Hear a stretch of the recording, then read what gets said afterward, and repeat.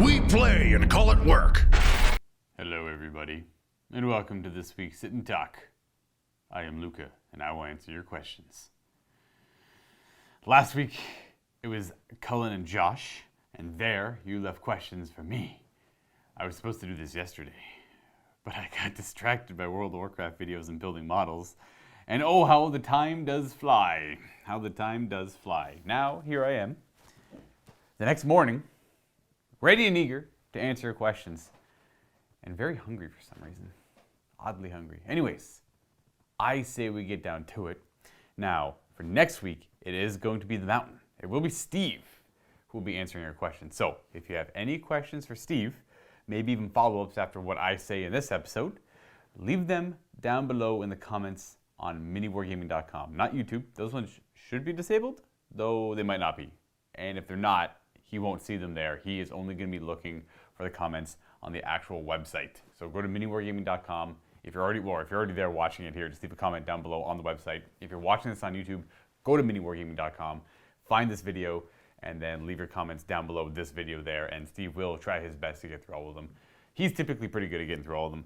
I am the one who suffers. I get through like 10% of them in my allotted hour, and then the last 5 minutes I have to power through the rest. So I will try and do better today, which I say every time. And yeah, let's get right into it. The first question is going to be from Mentality. If I was a naughty kitten and you had to hide your hairball in someone's stuff here at Mini Wargaming, whose and what stuff would you hide it in? It would absolutely be Steve's stuff. It would be, and this is with the intent that he finds it, because half the joy for cats is watching humans find them, which is malicious, and I enjoy that. Steve is going to end up finding this bad boy. There's anywhere works. And I just thought of like 3 different spots. I'm like, that's good, that's good, that's good, but which one's the best one?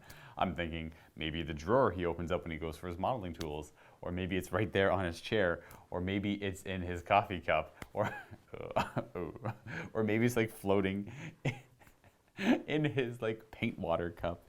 They're all disgusting for him. I mean, I don't care, whatever. Hairball's a hairball. Steve's the queasy type though, typically. I think all those options are great. It could be just bam, right there on his desk. It could be like maybe even slightly behind his keyboard a little bit, just poking up a little bit.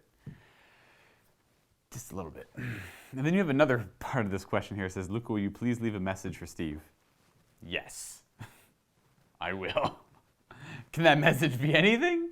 I don't see, unless you know what, I'll refresh the page because maybe you left a third comment with what the message might be, in fact. Let's just go ahead and do that. So, back to the hairball thing. It's odd. It's an odd question. But I like it. There is no fault. I will leave him a message for you, Mentality. I will leave him a message for you. All right. Next one. We've got JCraw91, Mr. of the Dice. I recently got into Aegis of Sigmar and have been watching all y'all's battle reports. And I'm curious why none of you are playing the Iden of the Deepkin. Well, let me tell you, JCraw, Steve used to. When they first came out, they were an absolute 100%. Sorry, I just noticed something else. They were an absolute 100% new army that he was going to get. Elves, Steve, locked in, done. He had bought them, painted them very quickly, and he played a lot of games. So if you want, go and check out some of the older Age of Sigmar battle reports, and you will find a lot of Iden the Deepkin. You just have to go back far enough. And it won't be in the current season of Age of Sigmar battle reports. We're talking before Luka the Dice and Gaming with the Mountain. There's probably a couple Gaming with the Mountain ones of the Deepkin. Regardless, he had gotten really good with them, and he had 1 or 2 lists with them. He didn't have a whole lot of variety because back then, well, they didn't really have a huge model line anyways. I don't think they really increased on that at all either. It's like you get eels, big turtle, Namarti, and the sharks that are bad, but they're kind of cool, and like a bunch of characters. And that is essentially it. But he just won a bunch, and he didn't like the means he was winning. This is back mostly when we were recording with guests a lot too. So a guest would come in from far away, and they're like, "Oh, I want to play against Deepkin," and then he'd throw down, and the game would end on maybe abruptly, and he was just not happy with how consistent they were playing. So he's decided to get rid of them at the time, and he also got rid of his one Seraphon list, which was the Thunder Lizards was it the Thunder? I can't remember the name of the battalion, but it was focused around the Bastillodon, who'd get you could either be Savage or you would declare one of two states your battalion would be in. You get reroll hit rolls or reroll save rolls or whatever. Something it was super oppressive. You would just summon skinks every turn to tie up your opponent. You shoot things with Bastillodons. That was it. That was the list that he ran in. He got rid of that one too because he didn't like how that one was playing anymore. And he's typically the kind of guy who will sell literally any army he's built or painted if people want it bad enough. But there's a couple his Iron Warriors, his new Iron Warriors, he'll never sell, I don't think, and his Beasts of Chaos he just loves too much to sell, I believe, as well, because they're in a perfect state. He's found this way to build an army specifically poorly, but still win with it, which is nice, and that's where he wants to be with his armies. Now, for the follow-up to that question, he is also buying Deepkin again. So yes, Deepkin will be back on the channel. Probably should have said this earlier. He's going with I can't remember if he bought an entire line of a collection or if he's focused on a Namarti build again with a little bit of the Eel Riders. I can't quite remember, though the Marathi thing, the new Marathi book coming out, has a lot of Deepkin rules in it, and his interest has been piqued because he was going to work on his Slanesh forces. And then because they work in so many game systems for Games Workshop, and he decided, okay, well now he's on the fence. He doesn't know if he wants to work on his Deepkin or his Slanesh Demons of Slanesh army. So I'm not too sure where he's going to go with that one. But once he's finished painting up his 40k Iron Warriors, which he's nearly finished, he is going to start working on one of those two armies. And if it's Deepkin, well then you'll have more Deepkin battle reports on the channel. Now that other battle tomes have come out and the Deepkin aren't as oppressive as they once were back then, it's not that big of a deal, probably. Or maybe it is, and we'll just deal with it. I think the Deepkin are a beautiful-looking army. They have weird rules for elves. They're very defensive, fast, and can hit hard, though they focus on the other two aspects. In the form of the Eel Riders that just ignore Rend, and they get +1 to their save when they charge. It's like a 3-up save, ignoring Rend. It's wild. Absolutely wild. And obviously the big turtle giving out cover, though I think some of the rules have changed. I think the turtle got better. The one thing is with the Marathi book, it looks like the Deepkin got a lot better. The battalions got cheaper. Some rules were changed around on some of the war scrolls, I believe. Don't quote me on all that stuff, but it looks like they overall got a little bit better. So maybe they were suffering a little bit and they needed the help. This is a follow-up for Mentality. It's another question. What happened to Monday's videos? That was this Monday that went out. We didn't have any videos for Monday, which we apologize for. We had a couple people that were sick all week, and I was busy doing other things for later in the week that I already planned out, and I need a second person to work with to make the Monday videos, so it just didn't happen. It was just unfortunate circumstances. We are a small company, so if a couple people do end up being sick, then content will suffer. It rarely happens, which is nice. I can't remember the last time we haven't put out something. It's been a good while, but it does happen sometimes. So you'll get your Monday content next week, though. That I promise you. All right. Next question is from Arashiha. Luka, any word on the Warhammer 40k Risk game? Yes, actually. I believe that's going out today, maybe. As you're watching this, it should be going out today or next Saturday. If it's not going out today, it should be going out next Saturday. Should be, would be, could be.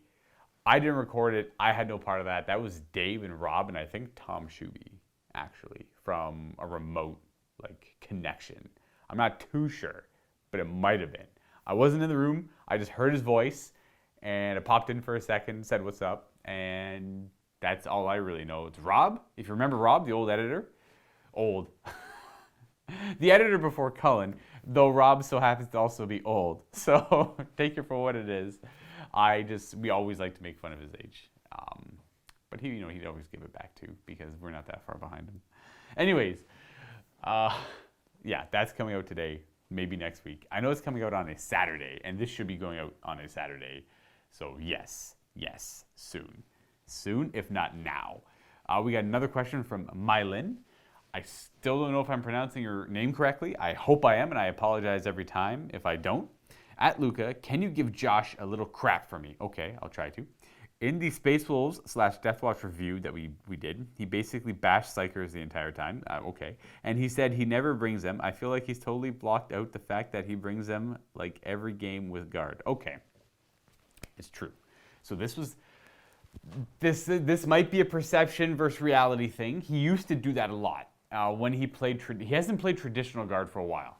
Astra Militarum. Whenever he played Astra Militarum, he would absolutely have a Primaris Psyker. Absolutely, you're 100% right. But he's played Scions for the last couple of months, and he has no Psykers for a Scion. It has been a long time since he's played Guard.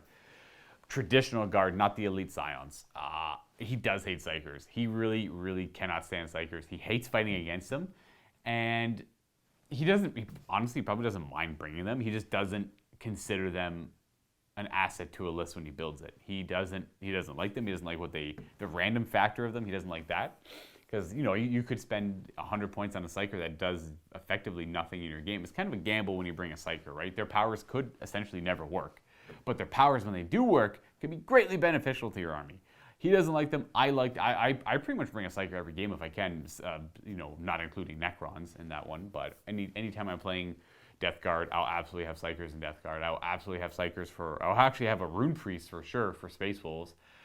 And then right now, I'm kind of just focusing on those 3 armies, but I've dabbled in others. If I'm playing Black Templar or World Leaders, I obviously won't bring a Psyker, but you'll typically see a Psyker in every one of my lists. Josh does not like them, but yes, he did bring Primaris Psykers a lot when he did play traditional Mordian Astra Militarum.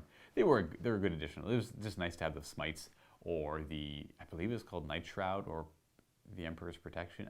There's a couple good psychic powers, like a -1 to hit and a +1 to your saving throw psychic power. Those are both pretty good. I can give him some crap, but it has been a while since he's played with Psykers. Next one is Smiling Kira. Luka. Hi, hope you're having a great day. I mean, it's okay so far. I'm hungry, but I'll resolve that shortly. I got only a few questions. Awesome. Okay, so the first question, do you agree that for a pure single clan, only Skaven build in Age of Sigmar, currently it is only viable for Scryer and Pestilence? Ooh, I see. Can you not play Molder? Do you agree that for a pure single clan, only Skaven build in Age of Sigmar, currently the only viable options are Scryer and Pestilence? Well, Smiling Kira, I cannot really fully answer this one because I've not tried pure Molder out yet. Or, I can't remember the name of the other, there's Eshin. Eshin is, you could play all Eshin if you wanted to. You're not really getting much out of that. And is it Verminous for the big hordes of rats with Storm Vermin and Clan Rats? Is that Verminous? Okay, well, I will say, and by viable, that could be interpreted in many different ways. You could play all Eshin. You could make a viable Eshin list. Probably won't do anything, but it's legal, and that's technically viable. Or do you mean viable as in, I'm going to assume you mean in a not necessarily competitive sense, but in the sense that you'll probably win your games. You'll win your games as much as you'll lose your games. You can play up, you can play down. You have more flexibility with it, and that's probably what you mean by viable. I would say probably yes, though. I would assume Molder can play pretty well. I got to imagine Molder can. They have Hell Pit Abominations, Rat Ogres, Master Molders, and that's got to play. And you could bring. Can you bring Rat Ogres or Storm Fiends in that one? Can they be battle line for only Molder? Because I know they have the Molder and Scryer keyword, but I can't remember if they can be battle line for both. So I know Pestilence and Scryer I've played the most, and I've had the most fun with Scryer, 800%. And yes, those ones are very viable on their own. Molder I would assume could be, but I've never tried it because we don't have the collection. That's why I haven't tried it. We don't have the collection to represent that army properly. And as for the other ones, yeah, those ones are a little tougher to pull off. Those ones need to be mixed in with the other clans, which was kind of typically always what they did in Warhammer Fantasy Battle. Skaven in general, in Warhammer Fantasy Battles, it's always been a mix. You'd have a little bit of Molder, a little bit of Scryer, a little bit of the clans, the representation from the clans, your Clan Rats, your Storm Vermin, and maybe throw in some Storm Fiends and stuff like that. but you wouldn't often see an army that was, maybe, I mean, you could see an entire clan Scryer army and all that, but, okay, my only experience with Skaven and Warhammer Fantasy is with Cullen, but for Age of Sigmar, I've really only ever played them as they are. I mean, I would play Scryer with Clan Rats, or I would play Pestilence. Oh, I've never played Pestilence with Clan Rats. Not that I really want to. I like the Plague Monks a lot, so they kind of fill that hole that the Clan Rats would fill out. There's no point in really bringing Clan Rats if you're going to bring Plague Monks. They're both equally not durable. Plague Monks dish out a butt ton of damage, though, so that's always nice. I think you're right. I'm pretty sure it's pretty much Pestilence or Scryer if you want to go only in on one of them.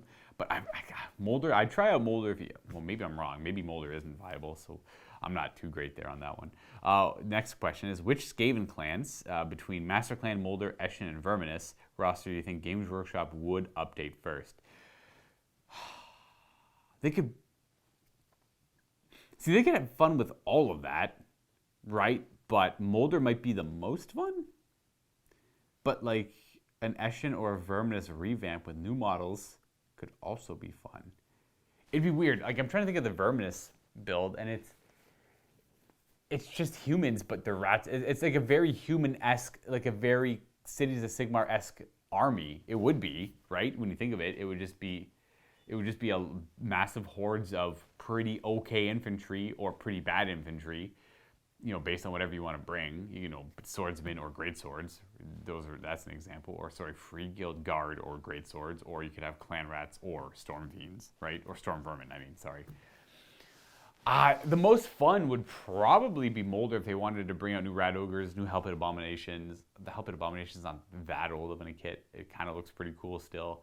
They could come up with weird amalgamations from there to other breeds of rat. You could have, because I'm pretty sure for them, Rat Ogres are the battle line. They would need new HQs and stuff like that. So Molder, they probably have the most fun with.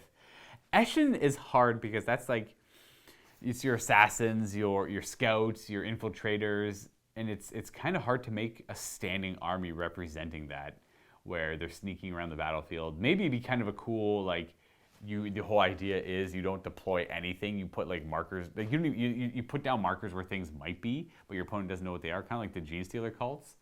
And like you never reveal them until you get to a certain distance away, and then they can pounce out and attack you, and there might be another unit there. They could have some fun with that, though I'm not too sure where their path would be for that. I would gravitate towards Molder because I think that would be the easiest one to do and the most unique, and they typically want to do that for Age of Sigmar. Like, what is the most unique thing they could possibly do? If you look at any of the armies, they're all crazy unique.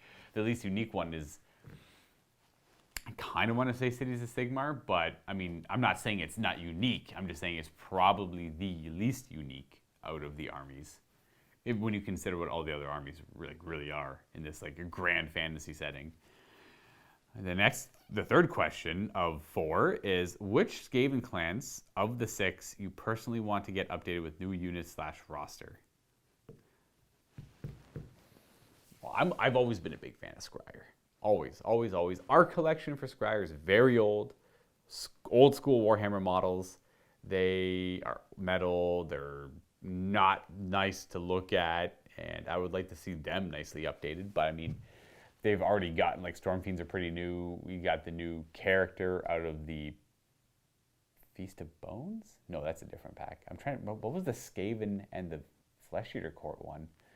Because they got the new the rocket engineer, the engineer that has the Doom rocket, there we go. And so he's kind of new. I would go towards Scryer, or I would go towards Molder. Those ones have always interested me the most. Scryer needing, like, you don't really need new Scryer ones though, like, they're fine. But like, they could be cooler if they were new too. Probably Molder. You know what, I'll say Molder because that one probably needs it more than Scryer, but I'm okay with either one of them. And the fourth part of the question, do you think Games Workshop will ever make a Verminlord for Molder and Scryer? They could. I mean, talking about updating those lines, a new Verminlord would be a great addition to either one of those lines.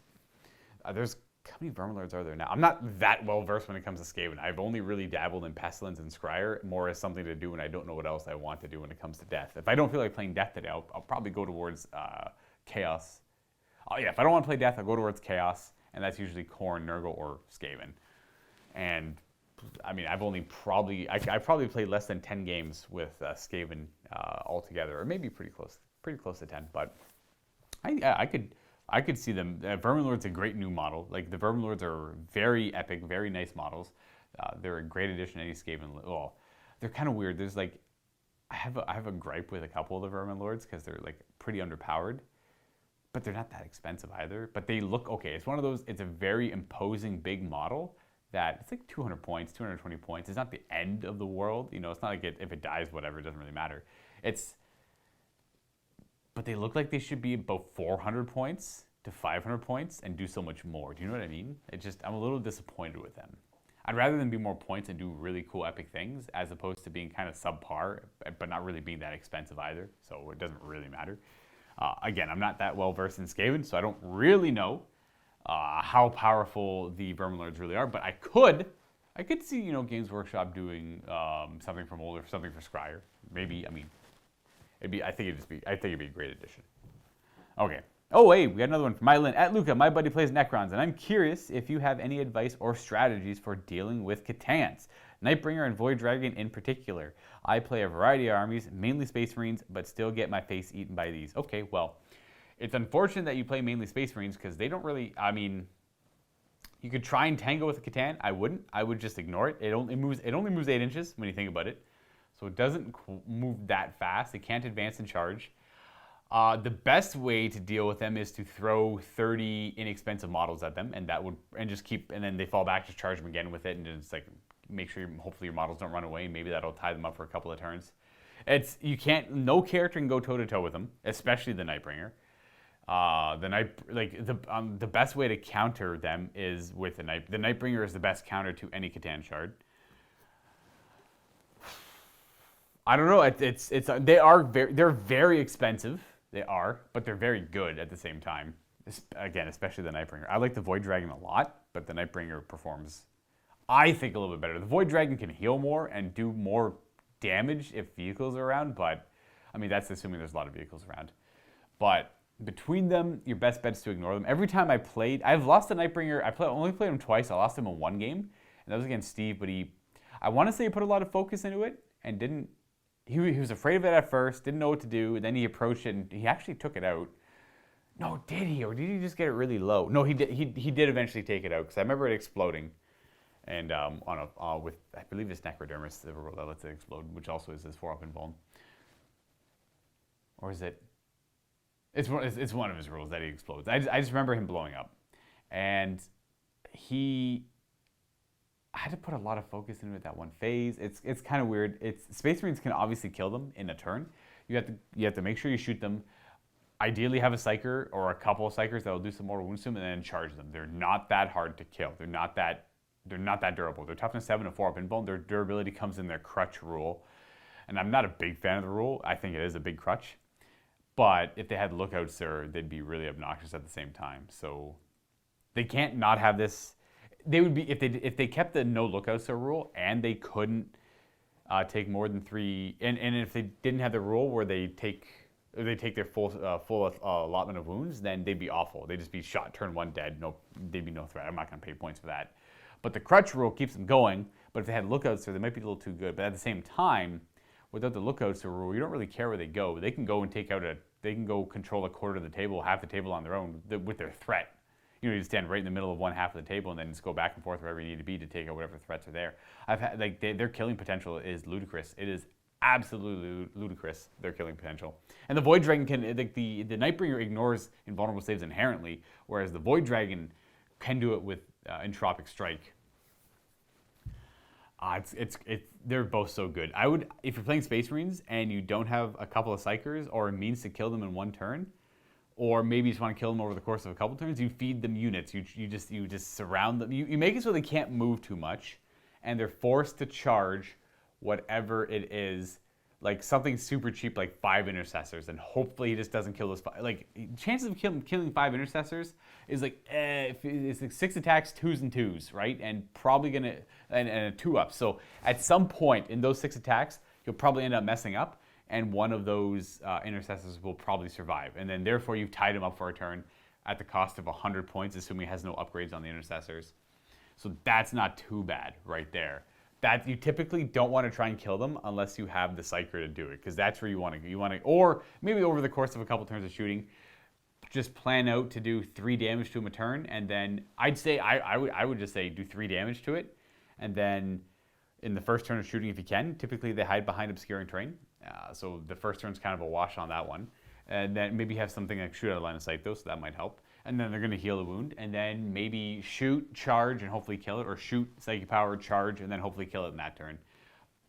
Failing that, just ignore it, or feed it a unit a turn just to distract it, so it can't do any collateral damage to your actual army, and it just takes away small things. This is one of those units that's just better than everything else in close combat, and it has defenses against shooting. So take that for what it is. I think they're excellent. Are they too powerful? Whatever. No, I don't think so. I've seen some competitive Necron lists, and they do not incorporate the Catan. The Catan are they're a feel-good unit for the Necron player to know you have this one thing on the field that is stronger than anything your opponent probably has on the field. And it's nice to know that, but it does not mean it's overpowered or you just have to play around it. You just ignore it. It's like someone brings a knight and you don't have the weapons to deal with it. You just ignore it and let it run rampant around and just let the knight do whatever it wants to do, and then you just go focus on the objectives. But as a person who doesn't like that advice, being myself, I understand that can be frustrating. I don't like the idea of I hate knowing that the person, especially if I'm playing Space Marines, the person across from me has something better than any of my stuff in close combat, and it's going to be hard to kill in shooting. I hate knowing that. So you just have to play the objectives, unfortunately. The next question is Baron von Bobo. Dearest Overlord Luka of the Dice. Not really a question, but your buddy, quotes, I'm going to fold your clothes. Oh, buddy, I'm going to fold your clothes while you're still wearing them. Made me shoot my drink out of my nose, so you owe me a keyboard. Buddy, I'm going to fold your clothes while you're still wearing them. That's one of my favorite sayings. I love it. Or, another good one is, if you don't quiet up, I'm gonna come over to your kitchen and rattle your cupboard doors. It's a good one. I like both those. Those are always good fun. And fold your clothes while you're still wearing them. Oh man, I can't. That one is so old. I can't remember where I heard that. That's just that's just a good Canadianism. Maybe it's strictly from Ontario, though. It could be Canada broadly. Typically, the accent is the further east you go, starting from British Columbia, the further east you go, the accent starts to pick up. And I'm in Ontario, so it's pretty east of eastern part of Canada. Not quite. There's the East Coast. You got Nova Scotia, New Brunswick, and Newfoundland. The accents get pretty thick all around there. Thinking about BC accents, I'm not too sure.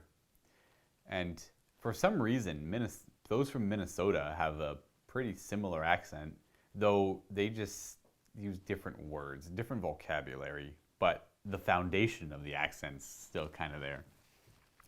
I know the question or the statement wasn't really too much about accents. It's more about the sayings, and every now and then I'm curious on what sayings are inherently Canadian, and I'm always impressed to find out which ones actually are and which ones aren't. And how is that not a common saying everywhere in North America? How's that only Canadian? And okay, whatever, fine, sure, I get it. Next question here is by Rogue. Oh, it's literally just Rogue.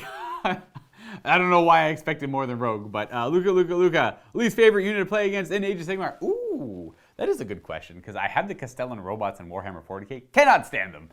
Would rather see them never exist or never have a presence in a game again, or make them 500 points a model so no one wants to play them.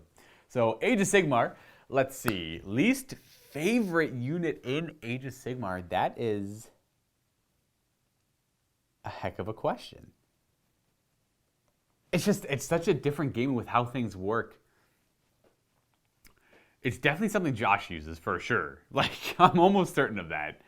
So there's we'll throw some aggro over at Josh. It's got to be something he uses.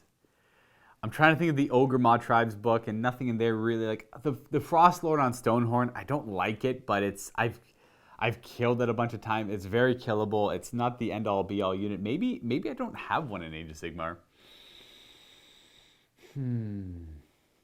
Iron Guts are super scary. They hit like trucks, but I don't hate them. You respect them. What is something I absolutely hate because it just always does something that annoys me? I typically hate units that are just... I always want to play an attrition type game. I want my side to have the most durable stuff. I want to always be able to know that at the end of the game, my opponent will be, regardless of the score, I will be up in units and models and army to my opponent because I will win the game of attrition. It just depends on how much my opponent was able to slow me down and get to the objectives. That's the game I always want to play. So if my opponent has a unit that can outdo me in that regard, I hate that. I absolutely hate that. But what is that unit? I'm thinking death on death maybe, but oh man, that's a tough question. I don't think I have one. I actually don't think I have one.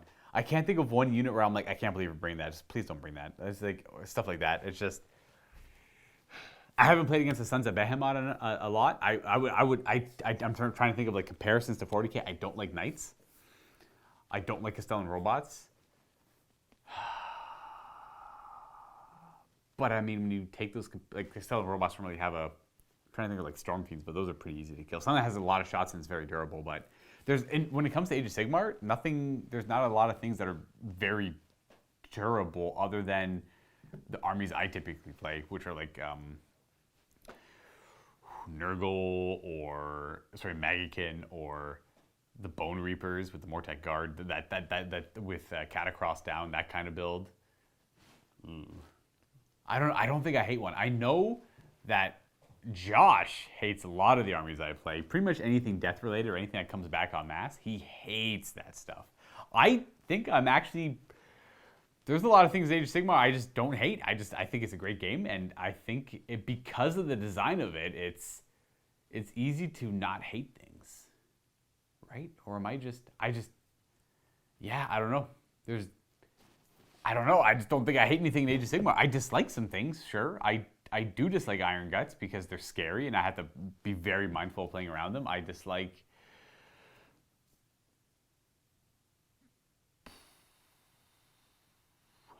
Maybe I just dislike anything that makes me use my brain too much. If I have to do too much critical thinking, I dislike it. You know, sometimes I just want a cool, chill game. Sometimes I don't. Sometimes I want to think. I honestly don't think I hate anything. Sorry it took so long. Hey, this is Cullen. I'm almost certain it's Cullen. Unless someone took... Is this you, Cullen? Oh, okay, no, it is both of them. Yeah, it is definitely both Josh and Cullen. Okay, so Paddington Sloth is Cullen. Mr. the Dice, can you please play an army using the maximum number of the new Space Wolf Hounds of Mordecai you can fit in one list? Also, you're not allowed to play it against Thousand Sons of Grey Knights. Yes, guys, I realize it's your name. We had discussed the Hounds of Mordecai. I will do it. I will absolutely do it. Don't even care. It's not going to be a good game. Whatever. I'll play it because I should show off new stuff. I should show off new things. And I haven't even read Josh's question, which is next, but I assume it is something very similar to this. The Hounds of Mordecai are not great, but it's kind of cool. The Space Wolves have a unique Primaris unit, right? It's kind of like the Blood Angels have Death Watch Intercessors, which is essentially the same idea. It's just Intercessors with a Blood Angel twist, and the Hounds of Mordecai are just Reavers with a Space Wolf anti-Psyker twist, Maleficarum, and all that good stuff. Okay, well, the maximum would be 30, I believe. So, sure. I don't know if we have 30 Reavers. 30 Reavers with the loadout. See, this is the best part. We have 30 Reavers, but we have about 15 with the bolt carbine, and we have about 15 with the combat knife and the pistol. Pew, pew. So I could probably only run 15, 3 squads of 5. Because for whatever reason, their loadout doesn't work. You know, the Hounds of Mordecai cannot take the bolt carbine. They can only be built one, and they have to have a grav shoot. It's wild, folks. It is wild. Now, if I'm fighting against like a Demon Prince or something, then the Hounds of Mordecai seem a lot more intriguing. Okay. No, Josh. I just read Josh's question. Okay. Luka, can you please stand up and demonstrate how Geralt fights in the first Witcher video game? One of my favorite video games of all time is The Witcher 1. I have beaten it more times than I care to admit. And it has a it's mid 2000s we're talking here, maybe mid to late 2000s. I think off the top of my head it came out in like 2007, maybe 2006, and made by CD Projekt Red, the geniuses, and it's a role-playing game. I'm sure a lot of you are familiar with The Witcher, albeit the TV series is out now. There's a book series. There's been 3 video games. This is back when the first video game came out, and then the book series was mostly unknown in North America. It was Europe, Polish, and I definitely don't think it was translated at this time. I think it was just made by the Polish game company CD Projekt Red, and they had then translated the game to English, and then it made its way to North America. I like how this question's gone on to a history of The Witcher.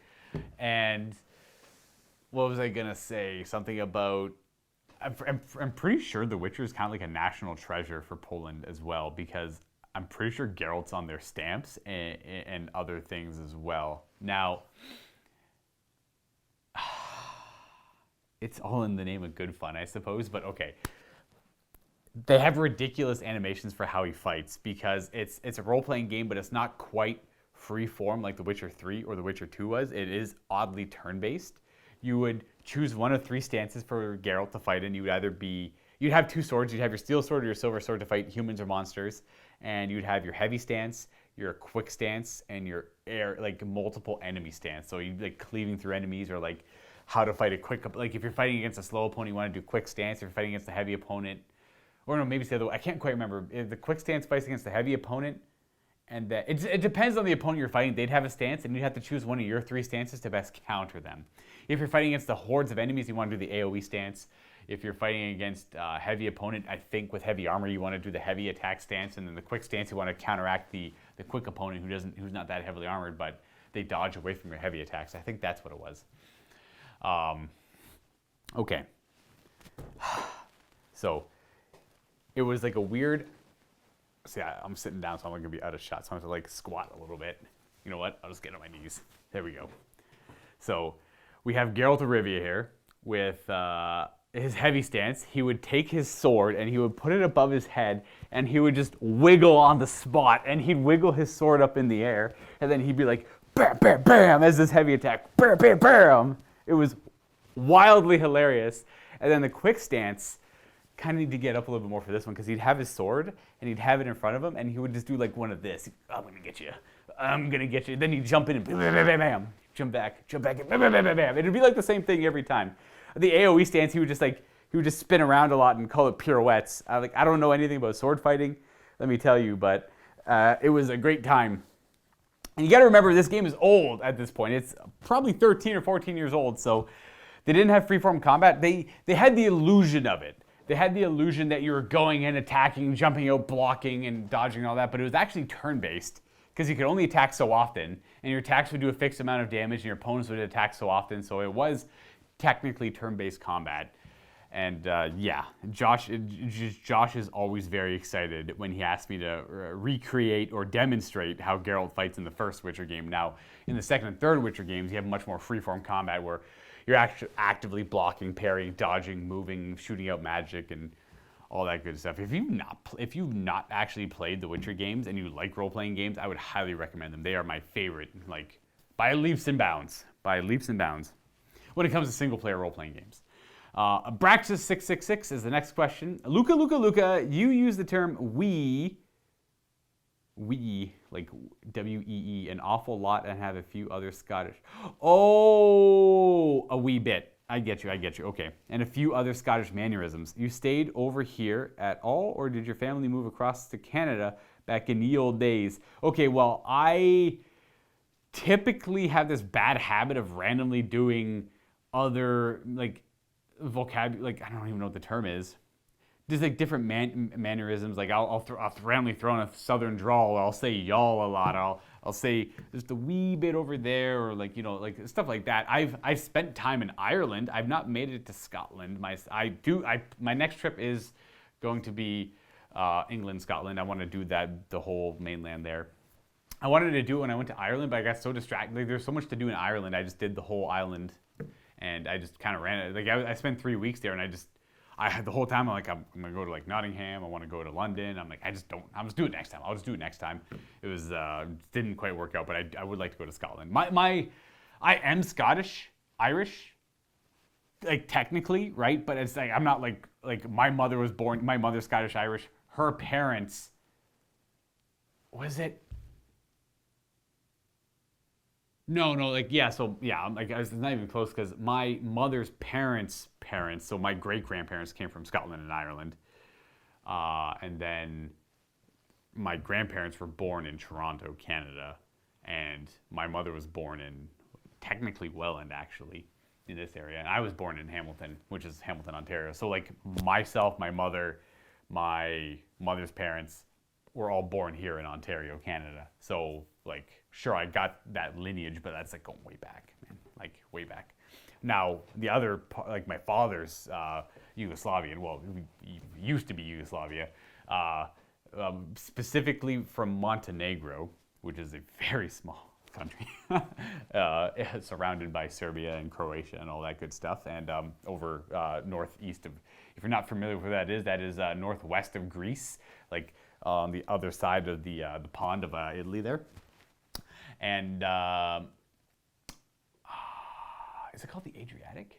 Is that what that body of water? It's connected to the Mediterranean, but my geography is failing me right now. Anyways, so my father's like from Montenegro, so like that's why my last name is Pavicevic, so it's got a little bit of that going there. But I just have these weird mannerisms. Also, props on the pronunciation of the word damage. You literally damage.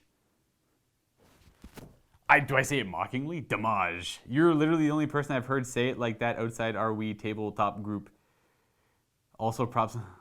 I like to say, damage is the way I typically say it, but damage is the why. I don't know. I just like to make fun of it. I like to say, I like to say omniscience, and omnipotent, because I just say words incorrectly, and then people like to make fun of me, but they don't know I'm saying them incorrectly on purpose. But that's okay, because that's kind of the whole point, I suppose. Mentality, another question. Hello, Luka, good afternoon. I do so hope you enjoyed that sandwich for lunch. Yes.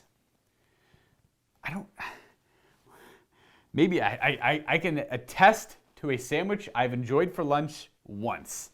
Yes, I can definitely say there's been one time I've enjoyed a sandwich. I write to you today on behalf of your dice. They have expressed to me that they will continue to roll unstatistical until their demands are met. First, you must wash them thoroughly. Second, they require the opportunity to meet new dice. At least one die must be dropped into your opponent's dice pile during your next battle rep. It should continue to appear in that pile even if your opponent returns that die home. Thank you for your time. Sincerely, Clad. Community for Luka's awesome dice. See, I just feel like my dice haven't been that hot recently. There was a time where it was just almost comical.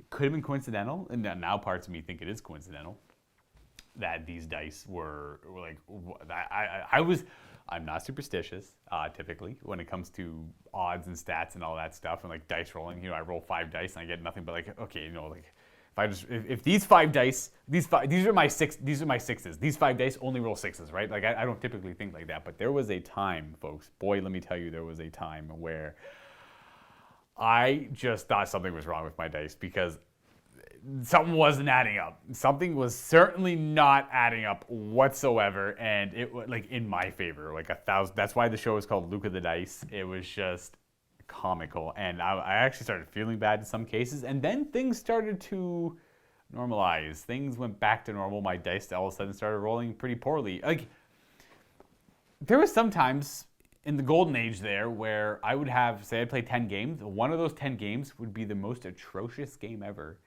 and it was just so bad. I just couldn't do anything. My dice would betray me. But the other 9 games, I could do anything I wanted. And it would work. I'm like, oh man, 12-inch charge, get the objective and win. Bam, double 6. Man, I need to kill that rhino and I only have 2 last cannon shots. Oh, both hit, both wound, fail both saves, 12 damage. And it's like wild stuff like that. If I just, oh man, if I get this smite off, I need to kill him with smite right here. And he's got 5 wounds left, so I got to get the big version. Bam, 11, doesn't deny it. Bam, 6 mortal wounds. It was awful, man. It was just so rough for my opponents. And then things went to normal. I feel like things are normal now. It could have been maybe playing against guests or not now playing more with the content producers because the global pandemic. But, you know, I don't know. Something was very off at first.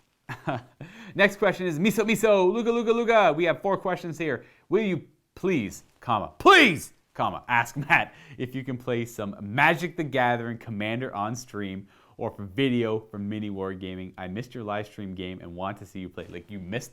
Oh, did you miss it? That was good. So we did a 24-hour live stream. Can't remember why.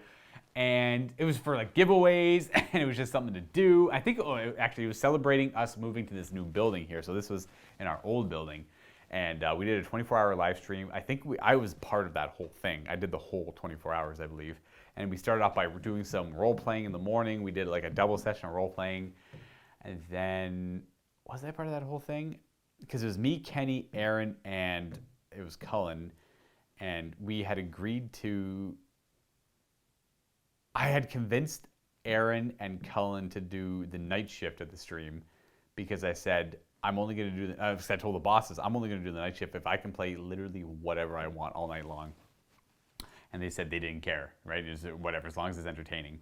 And honestly, the people that watched, I don't think they really cared that much, but there was a lot of people hanging out just for giveaways because we just did giveaways all night long. We did a lot of giveaways, man. That was a lot of stuff. It was kind of cool, actually. I would love to do that again. I stayed up all night. We played Magic the Gathering Commander for probably 4 to 5 hours.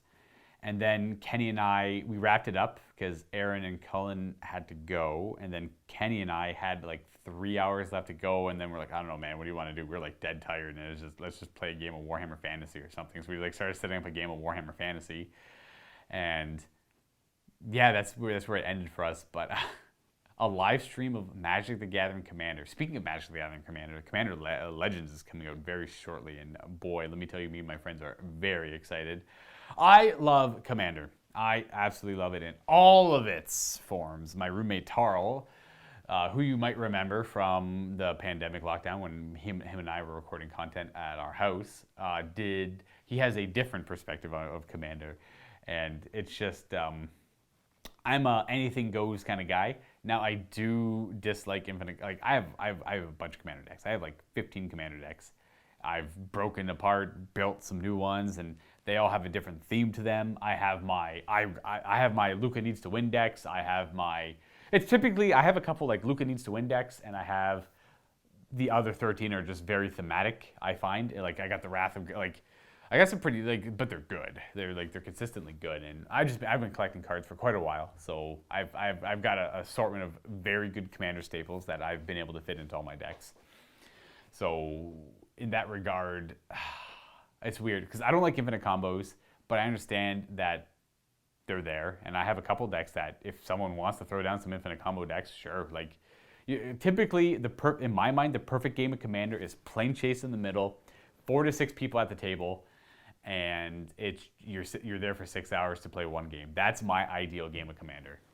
We've toyed around with other formats where we do like a Pokemon style or Smash Brothers style stock game where every player loads up 3 decks and then you're there for a real long time. So once you're eliminated with one deck, you are dealt in with your new deck. You get to choose which of your 2 or 3 or however much your stock is of decks to throw into the next game that will best answer the guys at the table and stuff like that. And we have rules to deal with, like to get caught up on lands and mana and all that stuff. Kind of like you get thrown right into the game, essentially.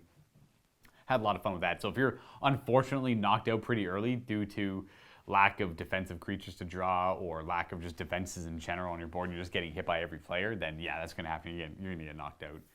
But, oh man, I love Commander. I love it so much. I mean, I could ask, but it's probably a hard no. There's not a whole lot of interest amongst our viewers. Like you, Miso will be one, and I'm sure there's quite a few others that enjoy Magic the Gathering Commander because typically the interest in the hobbies, they do mingle every now and then, but probably not enough to warrant them allowing me to do that. So I know, say, Aaron and Cullen are still big into Magic, so I mean, we have the people here. But the next question, what are my favorite commanders for MTG and favorite color combinations and favorite stories? Okay, well, for stories, I only read the old Weatherlight stuff. So like those are my favorite stories because that's literally all I've read. Sorry to not be able to give you more details on that, but my favorite colors, single color black, without a doubt. Like, no surprise there. Black magic is typically self-harm to do more harm to your opponent. So like I lose X life but draw X cards, right? Or I like spirit drains and stuff like that. Like, opponents lose life, I gain life. Sacrifice my creatures for my opponents to sacrifice creatures, stuff like that. That's my favorite way to play Magic. Now, my favorite color combination, we'll say 2 color combinations, Dimir, that is blue and black. Blue is control magic, so when you combine that with black magic, you get some nice combinations there. And then my favorite 3 color combination is probably Bug, which is black, blue, green. My least favorite colors are red and white. I typically don't care too much for red or white, just for what they represent. Red is kind of fun. I do have a lot of fun with red when paired with America, which is red, white, and blue. Or Jeskai now, I guess. I can't remember what. I've heard it called something. I've heard it called Freedom. I've heard it called America. I've heard it called Jeskai. Well, Jeskai is the actual name for it in the game, but I don't mind Obzon either, I guess. Like, okay, when you're combining 3 different colors, they're all kind of cool in their own way. But if 1 or 2, then it's definitely green black or black blue, and black is the mono 100%. My favorite commanders, well, all of them. All of the commanders I run. I run a real nasty Narset the Enlightened deck. I run a real nasty Super Friends Atraxa deck. I love. Moldrath is one of my favorite commanders by far. I love Recursion, and Moldrath is one of the coolest Recursion commanders. That's where you bring things back from Moldrath has an ability. When Moldrath is in play, I'm allowed to play 1 card type permanent from my graveyard every turn. So I can play like a land from my graveyard. I can play an artifact, a creature, planeswalker, enchantments. Is there other permanents I'm forgetting? Maybe, but. Love Moldrath, absolutely. And then my more competitive decks are like Scion of the Ur-Dragon and Mycaeus the Unhallowed, which is a mono black. Mycaeus the Unhallowed should have never made it past R&D. Mycaeus the Unhallowed, so the story behind Mycaeus is in Innistrad, which is one of my favorite sets. He was like this beacon, this angelic, he was a human, he was a Mycaeus the, what was his white card name? Mycaeus the, he was essentially like a bishop. He was a bishop for Innistrad in a set. He was a very holy man. He was very much anti-darkness, all that stuff. Now, somewhere in the story, he unfortunately dies, and then ironically gets resurrected as a zombie, which is so against the whole concept of what he stood for. And he's Mycaeus the Unhallowed at this point. And then going from a human lord, he becomes a zombie lord. But technically, he's not a zombie lord. You would think he's a zombie lord. He's technically an everything but. He's a dragon lord, he's a merfolk lord, he's anything you want him to be. He has non-humans get +1/+1 and have Undying. Literally every creature type in the game get +1/+1 and Undying, except humans. There's a lot of creature types in Magic the Gathering. He should have been zombies you control get +1/+1 and have Undying. And he has another ability, whenever a human deals combat damage to you, destroy that human. So with Mycaeus the Unhallowed, you have so many infinite combo options, it's wild. And I have him in 2 different decks. I actually have him in the traditional zombie deck I meant to build him in. In fact, that's a Shepherd of Rot deck. That's we all lose at the same time deck. Or I win through a zombie. If I always have so for the zombie deck, I have a button that I can hit. It's like an emergency button. I mean, there's always answers to it. But if I'm losing and someone else is about to win, and I have a good board state of zombies, say I have like 30 to 40 zombies, albeit through tokens and other creatures, I can play Shepherd of Rot, throw Lightning Greaves or whatever on him, anything that gives him haste, so I can use his ability. He's got an ability where, if you're not familiar with Magic, when you play a creature, you can't typically use tap abilities the turn they're summoned, unless they have haste or you give them haste through other means. So you play Shepherd of Rot, you give him haste, and then you tap him, and all players, including yourself, lose life equal to the amount of zombies in play. Not just your zombies, but all zombies on the table. So there's been a number of times where I'm like, that guy's definitely going to win if it gets back to him, and he's got a massive board state, and I can't get to him. I'm just going to play Shepherd of Rot, Lightning Greaves. We all lose. Let's just start a new game of Magic. And oh boy, do they hate that. But I love it. I love it. And then ideally, I want to try and win through actual zombies piling up and overwhelming my opponent's defenses and kind of like mindlessly throwing zombie tokens at my opponents. And that does somehow work. But unfortunately, I am a creature of habit, and I have a lot of tutors in that deck, so I typically look for Shepherd or Rot just in case. So I'll like Vampiric tutor him, or I'll Demonic tutor him out, and I'll try and get him in any way, shape, or form I can, and then just Shepherd or Rot, bam, game's done. I don't know. It's kind of a filibuster deck in a way. I guess not really. It's just a whole lot of nothing's happening. I just want this game to be done. Bam, Shepherd or Rot. I love it. And then I think I guess I've gone over most of my favorite commanders. Atraxa, Narset, Muldrotha. Love my KSA Unhallowed, but I think he was designed very poorly. He works very well with Wither Scarecrows and Triskelion. In fact, my KSA Unhallowed and Triskelion are just, it's a 2-card infinite combo to do infinite damage. 2 cards to do infinite damage. It is so dumb. So the idea of that deck is to just tutor for Triskelion, play my case, make him hexproof. Any answers? No. Tutor for Triskelion, play Triskelion, I win the game. That is not really Magic the Gathering, but it is a way to do it. And especially with that Jeweled Lotus coming out now. It's going to be so much quicker. Anyways, next question. Matt says that you used to Dungeon Master in your D&D group. How did you find it, and what was your DM style? Also, if you DM, will you ever run a narrative campaign, i.e. written it, DM'd it, etc.? So I have done a couple of narrative campaigns here for Mini Wargaming. I've done 2 Deathwatch campaigns and the Warhammer Fantasy Battles, the Hornheim End Time story. Those are a little bit harder to do because of the time constraints on them. I love to have time to practice or prepare for DMing, so the more time the better. And my style of DMing is very much, I'll almost never say no. I can't think of the last time I've actually said no as a DM. And it's very much, I've been lucky though, and I've had players that don't want, they all like to fall into the realm of realism, and then that's a subjective comment. I know, it's a magical world, so realism is a little bit, out of skew there. But I've been blessed with players that don't make me have to say no, if you know what I mean. And I typically like to only run dark settings. Curse of Strahd is one of my favorite modules, going all the way back to Ravenloft for Dungeons & Dragons. That is I'll always run that one. Absolutely always run that one, especially with the new group. 1000% without a doubt. Used to play that every Halloween. You're supposed to play Ravenloft every Halloween traditionally.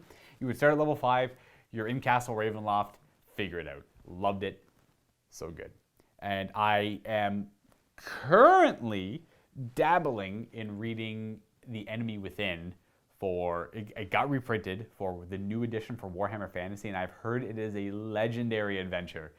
And I'm currently reading through the first part of it. I am going to play that with my friends at home. I want to try and convince Matt and all them to play it, but them learning a new system, I know Matt and Steve don't have a problem with it, but there are a few newer players who are accustomed just to D&D 5th edition, and Warhammer Fantasy is a much grindier edition with charts and a lot more rules added to it and stuff like that. But that is a perfect setting for the Empire of Warhammer Fantasy Battles is the perfect setting. Dark woods. Trying to think of other examples. They try to make it seem like everything's all right, but it is not. The towns are run down. It's always raining. It's always grim. There's almost no sun. The woods are full of terrors, and it's just bandits on the roads, terrible creatures nearby, orcs, beastmen, the threat of chaos. That's what The Enemy Within is, and I love it. Oh, and the last question, do I prefer Dungeons & Dragons or Wargaming? I do prefer Wargaming.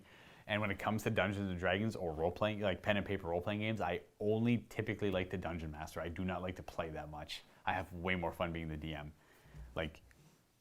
I will play, but I don't like to be involved in really long-term campaigns if I'm going to play. I'd rather just DM it, 100%.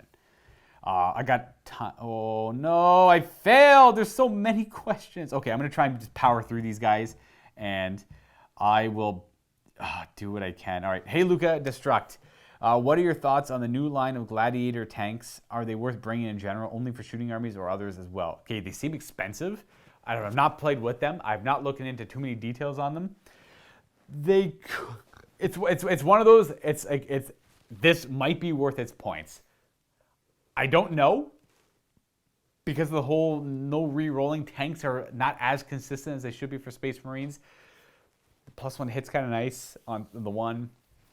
I don't know. I got no good answer on you for that. It might. Sorry, I got the hiccups. It might be worth your points, but it might not be. You know. Next one is Louis Simon, Luka. If I'm not mistaken, the tattoo on your arm is the Phyrexian symbol from Magic the Gathering. Between them and the Necrons, I was wondering what exactly is robot zombies made you passionate about them, right? I don't know. So I've always liked Phyrexia, which is the Phyrexians were not quite the robot. They were like the robot zombies in New Phyrexia because they had corrupted Mirrodin, which is like an artifice plane of like robots and tech, not tech, but like artifice and stuff like that.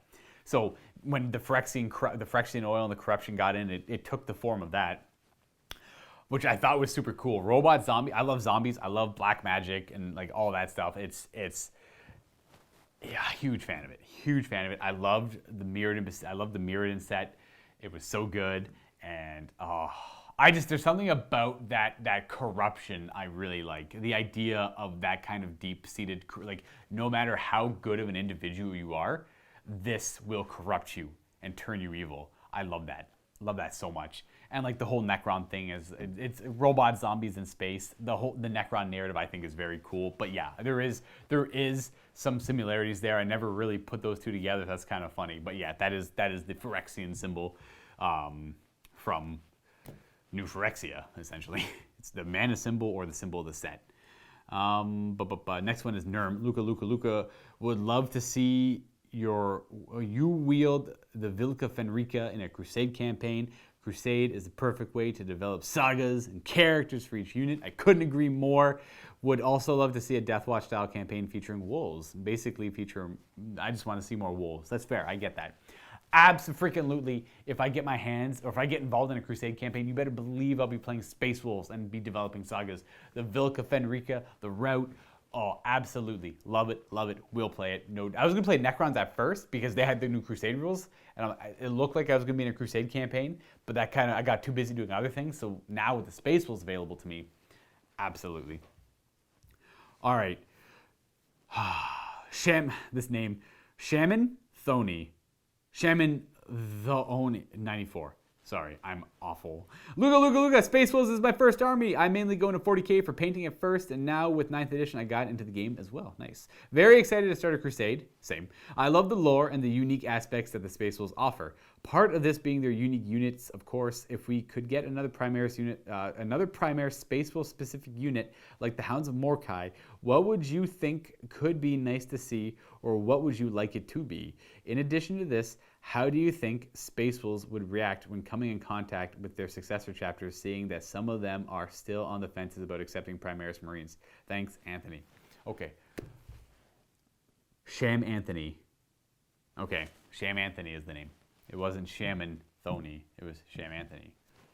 So, with this in mind, I don't know much about the Space Wolves successor. I actually know more when it comes to Space Wolves. I know a little bit about common Space Wolves and like after the Heresy and all that, but I know mostly about them during the Horus Heresy and all that good stuff. But I don't know how they would deal with successor chapters, not really accepting, the whole Primaris Marine thing. But when it comes to what unit I would like to see become a Primaris unit, taking all the Primaris stuff into consideration, the Reavers, the Hounds of Mordecai, sure. I mean, I could see it kind of makes sense. I would personally like to see...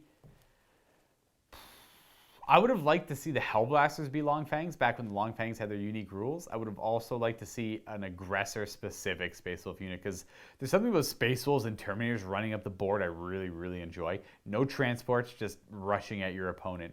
I would have liked to see a Space Wolf-specific aggressor unit. Absolutely. Abso-freaking-lutely. And I'm sorry I'm jumping through these. I want to try and get to everyone now. This is Nicolò. Luka, I love what you guys do. Since you are Canadians, do some of you speak French? Used to comprehend it a little bit more. If someone is typing it to me or speaking very slowly to me, I can understand what they're trying to say, but not well. You know what? I'm just going to go with no. I should probably just say no, but maybe a little bit. Like, Je m'appelle Luka, or like bonjour, je m'appelle Luka, like, and, you know, like I can say hello, my name is Luka, and stuff like that. But I can count to 100. I can like only kind of remember some of this stuff. Luka, you always say random French words in your bat reps. Cheers from Paris. I do? What do I say? What do I say? I say French stuff too. I always say random French words. I know I'll throw on the accent sometimes, and I always just feel bad when I do. I'm like, am I being offensive right now? Like, I don't know. I just have this thing. I love accents. I really, really do. So every now and then I'll just kind of like randomly just start speaking in some dumb accents. But not that the accents are dumb, that I'm dumb for speaking in random accents. Shadling, I go back. Oh, sorry. And cheers from Paris. Yeah. Luka, I got back into 40k with the Sisters release and just started a new Necron army, nice, with the new book. Your bat reps have been extremely helpful. I especially like the incursion level of games. Nice, okay. I have 3 questions if you have time. Not a lot, but I'll try. Necrons. Are you finding it difficult to decide on the HQ choices for Necrons? At first, yes, but now I know what must be done. Between the various nobles, destroyers, cryptek special characters, and the invaluable War Warden, it seems that HQ slot is packed with good options. Absolutely. So typically you want to roll, if you're going to try and play competitively with a few of the lists that are springing out that are, and again, competitive 9th edition 40k isn't so much about killing stuff, it's about controlling the table and bogging your opponent down in bodies. Royal Wardens serve a great purpose in that because it lets your units fall back, shoot, and charge. So when you get tied up in combat, because that's what you want to do, you want to be able to fall back, shoot, and charge. So Royal Wardens, mandatory. Overlords with the Res Orb, Orb of Eternity, almost mandatory. Very good unit. And then you throw in your, I don't think Lords are that important, but Cryptex, especially the Chronomancer right now is looking very good. So because of the reroll charges and the invulnerable save, keeping your Necron Warrior spam alive a lot longer. That is, if you're looking at a typical 2,000 point list, you're looking at 2 Chronomancers, an Overlord giving you a Noble, which allows you to take 2 Cryptex in one slot, 2 Chronomancers, and a Royal Warden would be my typical go-to 3 HQ slots filled. But you have options to bring the other ones. It's just, that would be my go-to if I'm trying to play up. A Sisters question. With the new weapon updates for Imperials, what is the best weapon options for the Immolators? Heavy bolters with 9 shots at 2 damage, or the now 4-shot multi-melta, or the old reliable flamers. I do like the multi-meltas quite a bit, but I also like the flamers too. I like them all. I think the Sisters got a very nice change when you consider the Holy Trinity, all the heavy weapon variants, or all the weapon variants getting better. Heavy bolter got better, heavy flamer got better, multi-melta got better. That is the Holy Trinity. That is awesome for Sisters of Battle. And for the Immolator, I don't think you can go wrong. I think you're good with any of the options there. I'd like to have some with the multi-melta. I would like to have some with the Immolator, the Immolation Flamer, Immolation Cannon. I think you're good to go with either of those. And then the last question is, Magickin of Nurgle, what would you like to see or what would you think the army needs in their next book update? More Rotbringers. More Rotbringer units. They only have the Puscoil Blight Lords and the Blight Kings. I mean, the idea is you can throw in Mortals, Chaos Warriors and Marauders. You can incorporate Demons as well. But the Rotbringers have always been beautiful models and my favorite aspect of them. But if you want to play only Rotbringers, your list is pretty limited in that regard. So I would like to see more Rotbringers. Zarbomb, 1961. Luka, I've got a few questions. Man, people are inquisitive today. Do you think the can't take more than X wounds rule will become common in 40k in this edition? It's showing up more and more. Guys, it's a crutch rule. Unfortunately, 9th edition is very killy, and Games Workshop isn't quite too sure how to balance that for single big models that they don't, like monsters that they don't want to give the Lookout Sir rule to, like Gazgul Thraka. He would be awful if he didn't have the crutch rule of only taking 4 a turn, or the Catan Shards. If you gave either Gazgul Lookout Sir or the Catan Shards Lookout Sir, they might be a little too powerful because then they can't take any damage at all. And by the time they get up there, your army's already whittled down, and by the time you can shoot at them, maybe you don't have a whole lot of shooting left. So you can't give them Lookout Sirs too much. But you can't let them not have it because they're too easy to kill. So this is a bandage for now. I think it will show up more, absolutely. I don't know how common it'll be. And which Necron dynasty is my favorite? Well, I own Sawtek. I think Sawtek is my favorite narratively. That was before the Silent King came back because I really liked the story of the Stormlord and how he's trying to step up to the plate and unite the dynasties and all that good stuff. And then, the narratives do change. Now the Silent King is back, and Imhotep's kind of like, well, I was trying to do what you should have been doing this whole time, so what gives, man? You know, and there's a little bit of enmity there. Third question, what factions or units do you think would be the best counter to the Necrons? Specifically Reanimation Protocols and Catan Shard and Nightbringer, because the rest are slightly underwhelming in comparison. Yes, so the Nightbringer, I have no idea. Like, the best counter to the Nightbringer is anything that can do consistently 3 damage in every phase. So, like, do you have impact? Like, anything that's going to do mortal wounds in the psychic phase, impact hits in the charge phase, or in 3 damage in the shooting phase, and then 3 damage in the... Anything that's going to... Like, Mortarion could do it. Absolutely, Mortarion could do it. The Lantern does 3 damage. He can throw out mortal wounds and psychic powers, and then he could even do 3 damage at the beginning of the fight phase with his weird aura that happens at the beginning of the fight phase. Mortarion absolutely could do it, kill a Catan Shard right away. But if he doesn't, that Catan Shard will kill Mortarion in 1 hit probably. So super give or take. My advice, ignore it. Let it run rampant through your lines. Screen your important stuff. Do not let it get to them, and that is it. That is your best bet. And then for countering reanimation protocols, tons of shots. You do not want to invest money. So not money. You do not want to invest points in very high damaging, like multi-meltas and supercharged plasma guns, all that. That does not... Reanimation protocols love that. I don't care if you do d6 damage to me. I just need to roll 1 and roll to ignore all of it and stand back up. You want, like, massive amounts of strength 4 high AP shots. So Space Marines with, like, aggressors with Bullstorm gauntlets. Like, even AP 1 can be pretty effective and all that stuff. But now with Immortals at T5, it makes it a little bit harder there. But your competitive lists are going to be looking to run, like, 80 Necron Warriors, typically. The best counter to the Nightbringer is the Nightbringer. Whichever one swings first will kill the other one. They do supersede their... The Nightbringers, the rule that the Nightbringer has life drain, which says that you can't use any rules that ignore or prevent wounds, does supersede that you can only take X amount of wounds per phase. That is in the core rulebook FAQ. It's actually errata. It was added to the rare rules section. So yeah, I mean, I would highly recommend just ignoring it, and you want massive amounts of strength for high AP shots. We have Z10 Nando. Yo, Luka, what is your least favorite army in either AoS or 40k? What if your least favorite army in either of the games comes up with a unit of cats? Would you collect that army? Hugs. Probably not. I've never been drawn towards cats in games. I just really like cats in real life. I think they're adorable, and like the shirt, the art with the shirts and them doing funny things. I think I have I got Super Cat on today. Yeah. I thought I had the Tyrannosaurus on one, but it's not. Kittens are adorable, man. They melt my heart. They do every time. Puppies too, but like something about kittens, because they're so fast and agile, and like they jump around, they get around somehow, and they're just menaces. And I don't know, I love them. But I probably wouldn't gravitate towards a cat army. No, like even armies that have cats in them now, I'm like, it doesn't really get me too much. Kurt, to you. Luka, local group, has been playing Blood Bowl a lot lately. The tabletop, so Blood Bowl 2, maybe. I was wondering what your favorite teams, models, rules here were and why. Absolutely vampires. I have been playing vampires in this same progressive league for so long. My TV's like 2,700 now. I'm lined up to win this. So the rule is there's 10 of us. It's going to take forever to accomplish it. I've said this before, though. But there's 10 players, so we have 10 teams in our round robins. We do seasons. We do 2 round robins, a championship. The winner of only the top 6 make it to the championship. The winner of that championship then retires their team into a Hall of Fame.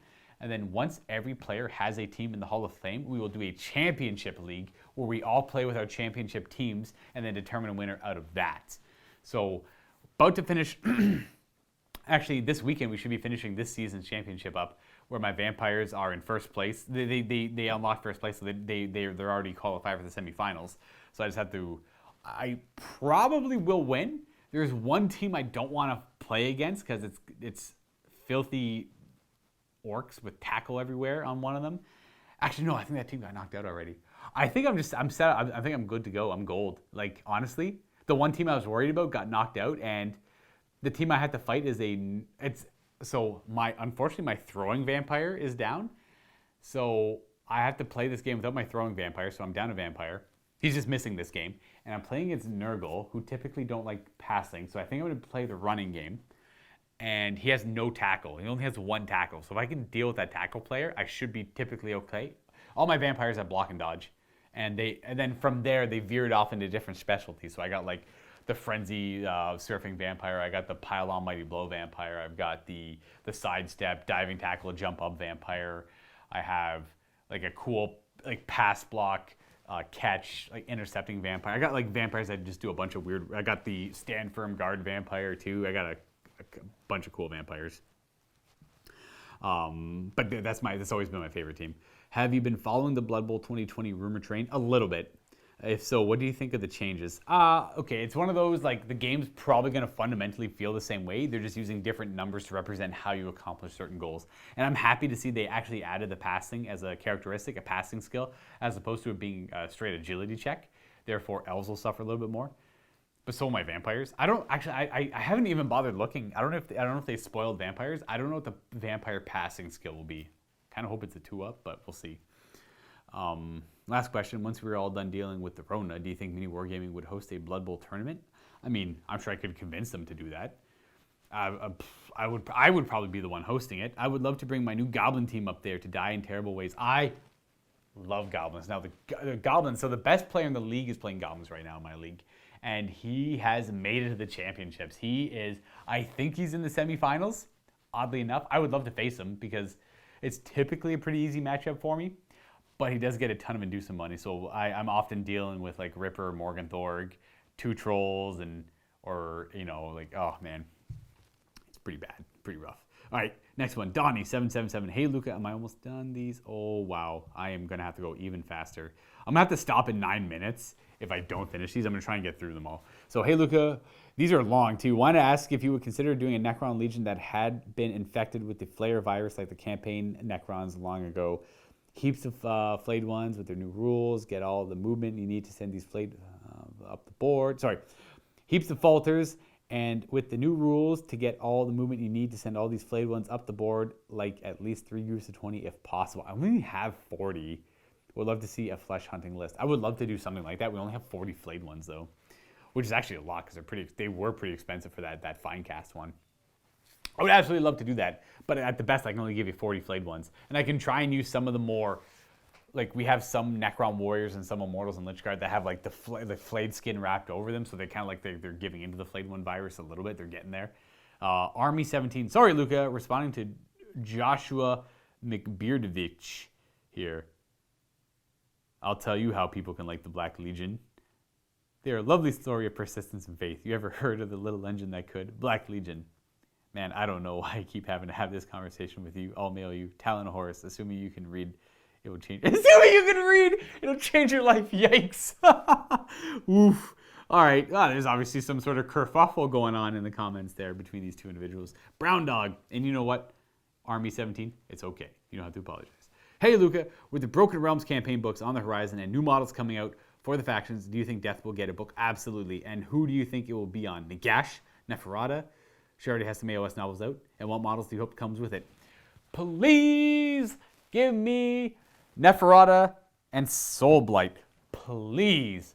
Please give me a Soulblight army. I want that so freaking bad. Luka loves vampires. What a surprise. Like,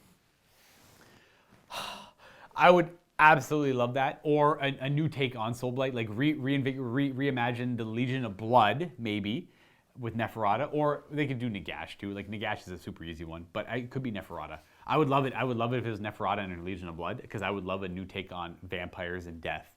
They are poorly represented. Please. Please give me the vampires. All right. Zanost01. Luka, I really loved the Blood Bowl campaign from the beginning of the year and was so sad when it was cut short due to the pandemic. Yes, I know. I was having a blast. I enjoyed your attempt to keep it going with your roommate, but I still wanted to see if Steve's halfling team was going to win it all. Any future plans to run another league when the new version of Blood Bowl is released? Just watching Matt's rants on the game was entertaining enough. Thanks for all the great content. Well, the problem here is that game gets under Matt's skin like nothing else. I don't think Matt will be a part of it. But I might be able to wrangle up some players for a league when Blood Bowl Season 2 does come out. Matt probably won't be included, though. There ain't no way he playing. Believe me, there ain't no way he playing. But I will try. I will try. GBC343. Luka, how are you? I hope you're well. Thank you. I hope you're well. Have you looked into any of the new novels coming out of the Black Library lately? I have not, but they do look interesting. I haven't read them, but they do look interesting, especially the horror ones. Some good ones for Age of Sigmar I have heard are Court of the Blind King and Soul Wars. I've heard Soul Wars is good. Have you read these, and what did you think? I have not read them. I have not read any Age of Sigmar content recently for novels. I'm actually just re-listening to the Eisenhorn series. I love that series so freaking much. It is so good. For me, I just, a combination of Toby Longworth and Dan Abnett. It's like a match made in heaven.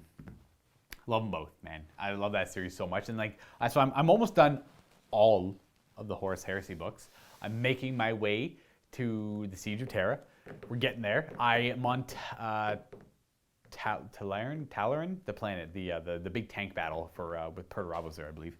And I'm on that one coming up. I have not read any Age of Sigmar ones. I'm just so distracted. And every now and then I'll actually read a World of Warcraft one too, because I'm a big dumb World of Warcraft nerd. I've been playing that game for like 16 years, so I don't see myself stopping anytime soon. Play a lot of classic right now, but I also play a lot of retail. But yeah, I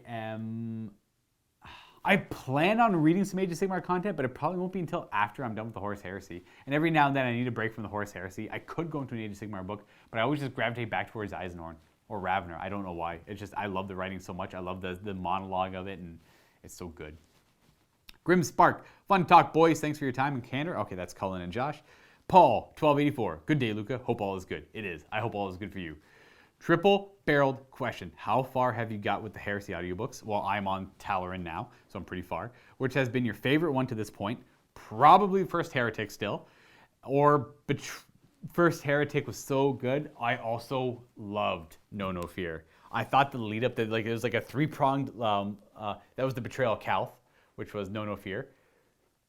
Yes, pretty sure that was No Fear. And it was like a three-pronged story where it followed the ultimate betrayal of the Ultramarines at Calth by the Word Bearers and the World Eaters. And it was like, it followed like three stories, like a Word Bearer captain and an Ultramarine captain talking, the human forces, the weird zealous cultists that the Word Bearers were unloading onto Calth. And it was really making the Ultramarine, the Imperial Army that worked with the Ultramarines really nervous. They didn't know what was going on. And then the full scale with the Ultramarines and the Word Bearers, and like how they all, like, it was like a switch was flicked all at the same time. And it was so good. I loved it. But I think First Heretic really got me. But I mean, so does Horus Rising, right? Like, Horus Rising is such a good book too. Like, oh, Legion was outstanding. I loved 1,000 Suns. Actually, I really like 1,000 Suns and The Burning of Prospero. Absolutely, there's so many good books. So many good books. Probably First Heretic's my favorite, though. Probably. Okay. Which has been your favorite? Based on their portrayal in the books, who is your favorite non-Primarch character? Argoltal. Argoltal. I love Argoltal. He's so cool. He is the I can't remember his exact... So essentially, he is the first of the Gal Vorbak. The Chosen Sons, as it translates to. And it is so cool. It is so freaking cool. I love Argoltal. I think Argoltal is a favorite character, too. I think a lot of people like him. Oh, we're almost done. I can do it. Ramtron.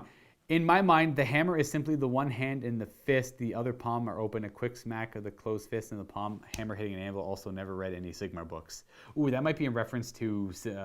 I had a question like that quite my last sit and talk about symbols. Like, what is the symbol of certain things in Age of Sigmar? Will Wheaton. Hey, Luka. I assume it's not actually Will Wheaton, but, you know. Hey, Luka, what are your thoughts on using Dreadnoughts as anti-vehicle in Black Templar list? Abso-freaking-lutely. Which one would you recommend, and with what equipment? Are you actually Will Wheaton? Or are you, I mean, even if you're not Will Wheaton and you're someone who is just named Will Wheaton, that's cool too, I guess. I like Will Wheaton. He's a cool guy. Anyways, hey Luka, what are your thoughts on using Dreadnoughts as anti-vehicle in Black Templar list? Absolutely. I love Dreadnoughts. I love Duty Eternal. I think Dreadnoughts are in a really good spot right now for Space Marines, and you cannot go wrong using them. I've had a ton of luck with the Space Wolf, Vendreads, Blizzard Shield, Big Dumb Axe. Bring it on. I take one less damage. I got a 4 up invulnerable save, and I got someone behind me hit me with a spanner, fixing me up. It's a good time. Real good time. You can do something similar with the Black Templar, just without the 4 up invulnerable save. I mean, do you want like, are you talking about like multi-melta arm, or are you talking like going in there like Dreadnought hand and multi-melta? Yeah, probably that actually, because it's Space Wolf unique for the axe and the shield there.